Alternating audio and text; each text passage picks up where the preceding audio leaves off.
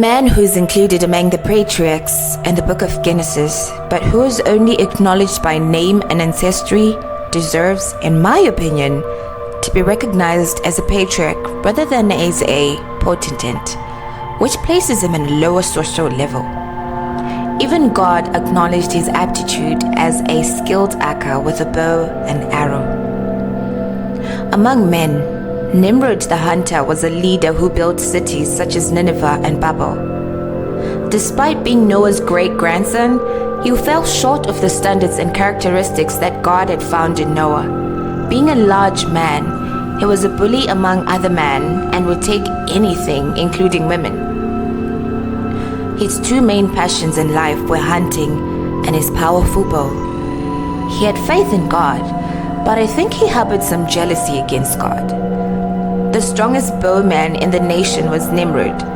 He thought that if he launched an arrow into the clouds above, it would undoubtedly strike an angel, since the shaft would be covered with angel blood when it returned to earth. In actuality, he built the tower with the idea that he would one day be able to enter paradise. Let's take a brief historical look back. After leaving the ark, Noah and his family eventually made their way to the valley of Shinar, where they started to repopulate the planet.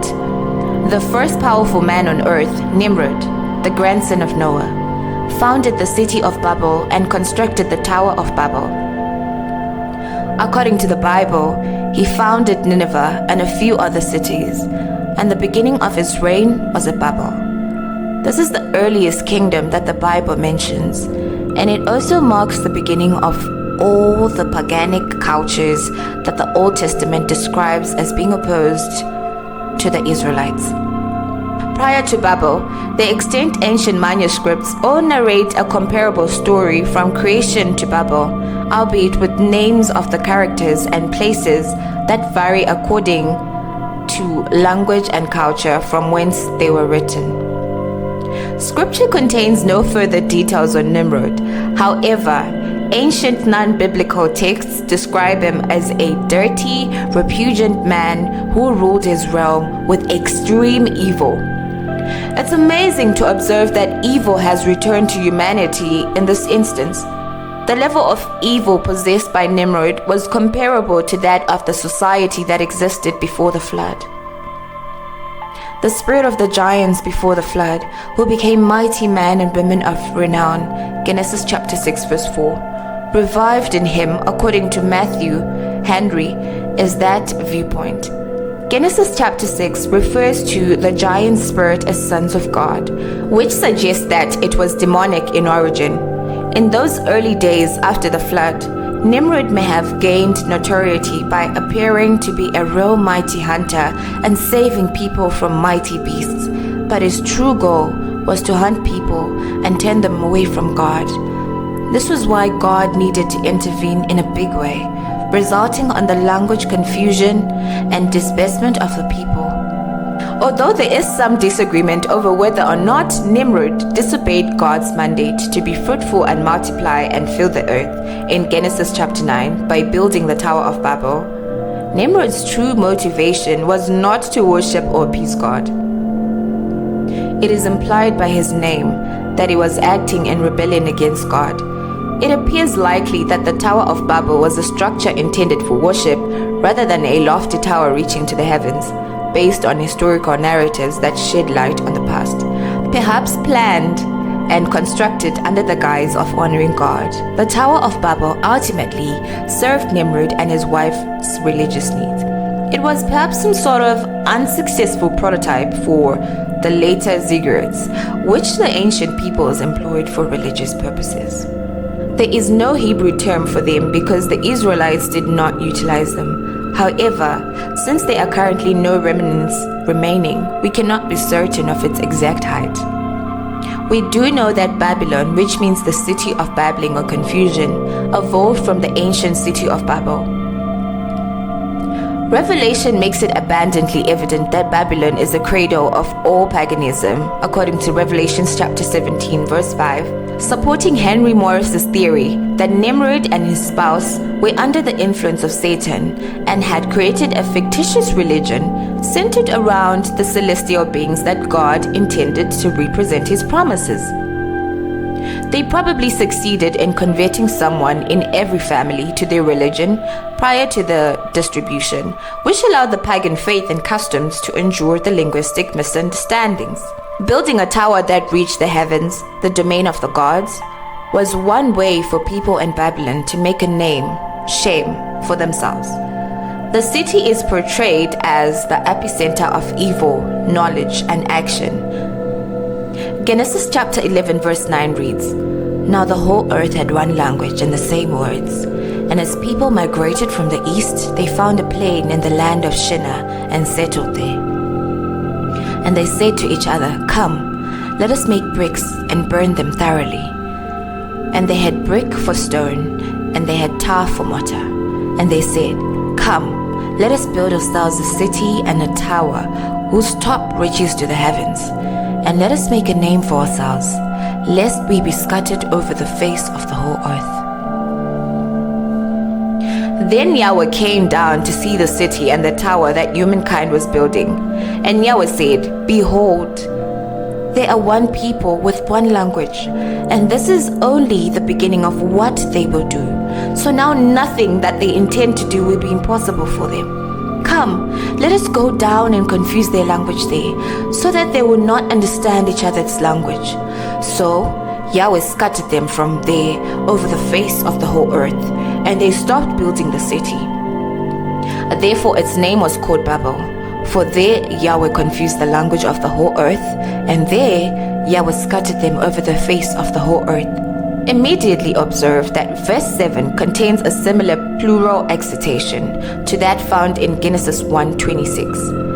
"Then God spoke, 'Let us make men in our image, in our likeness, that he may rule over all the animals that move on the ground, over livestock, over wild animals, and over fish in the sea and birds in the sky.'"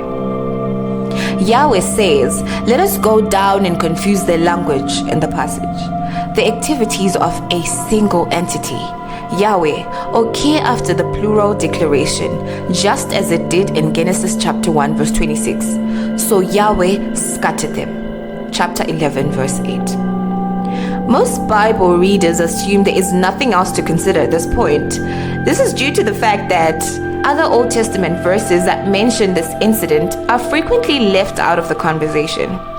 The most significant of these is seen in Deuteronomy chapter 32 verses 8 to 9, the English Standard Version, where it states that after dividing humanity and giving the nations their inheritance, God established the boundaries of the various peoples based on the number of his sons. Jacob's allocated heritage is his people, but the Lord's portion is his people. Yahweh's dispersal of the nations at Babel led to their disinheritance as his people, as Deuteronomy 32 verses 8 to 9 explains. The classic phrase in Romans chapter 1 verses 18 to 25, which states that God gave humankind over to their continual rebellion, as an analogous in the Old Testament, we can infer that a distinction in ownership and attachment is intended from the remark in Deuteronomy 32 verse 9, that the Lord's portion is his people, Jacob his allotted heritage. In essence, Yahweh made the decision that there would be no more relationships between him and the people of the world. He would start over. He was going to establish a covenant connection with a brand new, unestablished people, Israel. Understanding the ramifications of this choice and this text is essential to comprehending a large portion of the Old Testament. Deuteronomy 32 verse 8 does not say according to the number of the sons of God. In the majority of English Bibles, the words according to the number of the sons of Israel are read instead. Conflicts between Old Testament manuscripts are the source of the discrepancy. From the Dead Sea Scrolls, it is now known that the proper reading is sons of God. To be honest, you don't need to understand all the technical details of why the original meaning of Deuteronomy 32 verses 8 to 9 was sons of God. You only need to consider the incorrect reading of the sons of Israel for a little while. The events described in Deuteronomy 32 verses 8 to 9 are similar to those in the Tower of Babel myth, which took place prior to Abraham's call, which founded the nation of Israel. This indicates that before Israel ever existed as a people, the nations of the world were split at the Tower of Babel. If there was no Israel, it would be absurd for God to divide the nations of the world, according to the number of the sons of Israel. What happened to the other nations? What does it mean that they were apportioned as an inheritance according to the number of the sons of God? Strange as it may seem, members of Yahweh's heavenly council were given control over the remaining nations. Here, we are told that God allotted the gods to those nations, in contrast to Deuteronomy 32 verses 8 to 9, where God said the sons of God were to receive the nations. Following the fall of Babel, God ruled that the various peoples he had abandoned would worship deities other than himself. Yahweh, the Most High, judged the other nations by assigning them these lesser gods. That this interpretation is sound is made clear by an explicit parallel passage, Deuteronomy 4 verses 19 to 20. There Moses says to the Israelites, "And do this so that you do not lift your eyes towards heaven and observe the sun and the moon and the stars, all the host of the heaven, and be led astray and bow down to them and serve them, things that Yahweh your God has allotted to all of the peoples under all of the heaven. But Yahweh has taken you and brought you out from the furnace of iron, from Egypt, to be a people of inheritance to him, as it is this day." Deuteronomy chapter 4 verses 19 to 20 is the other side of God's punitive coin. It is as though God was saying, if you don't want to obey me, I'm not interested in being your God. I'll match you up with some other God. Psalm 82, where we started our divine council discussion, echoes this decision.